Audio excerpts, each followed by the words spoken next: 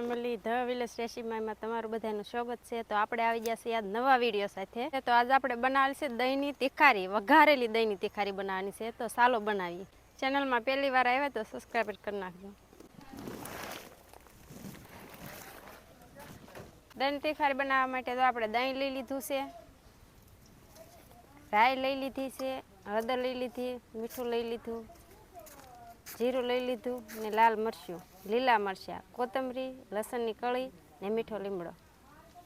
ચાલો આપણે લીલા મરચાંને ઝીણી ઝીણી કટિંગ કરવાની છે ને લસણની કળીને ઝીણી ઝીણી કટિંગ કરવાની છે। તો ચાલો કરી નાખીએ। પહેલાં મરચાંને કરી નાખીએ કટિંગ।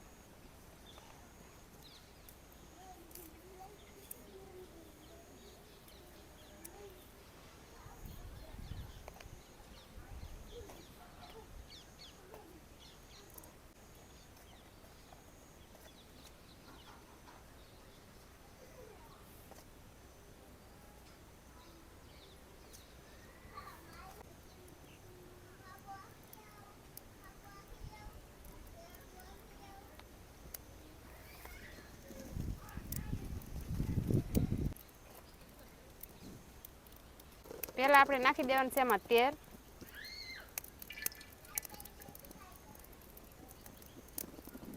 આપણે 1 ચમચી રાઈ નાખી દઈશું તેલમાં ફોડવા।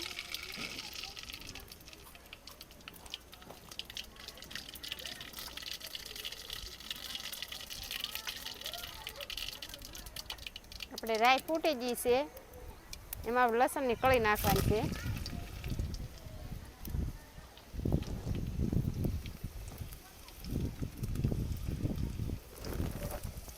એમાં આપણે લીમડો નાખી દઈશું, લીમડાના પાંદડા, 1 ચમચી જીરું,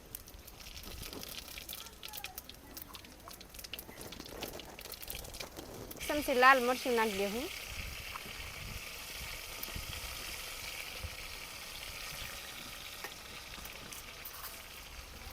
એક ચમચી મીઠું, 1/2 ચમચી હળદર। આપણે એને હલાવી નાખશું।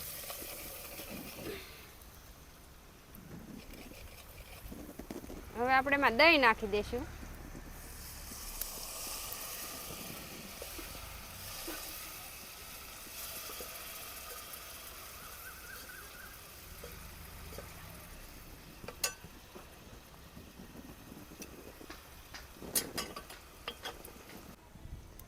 એમાં આપણે લીલા કોથમરી નાખી દઈશું ઉપર ઉપર।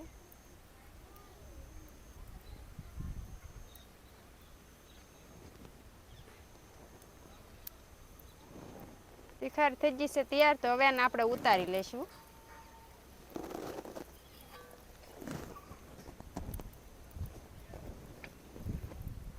તીખારી બનીને થઈ જશે આપણે કમ્પ્લીટ। તો હવે આપણે બનાવવાના છે બાજરાના રોટલા, આપણા દેશી સ્ટાઇલમાં બાજરાના। આપણે તીખારી યારે બધા આમ રોટલી ને એવું ખાતા, પણ અમે તો બાજરાના રોટલા જ ખાઈએ।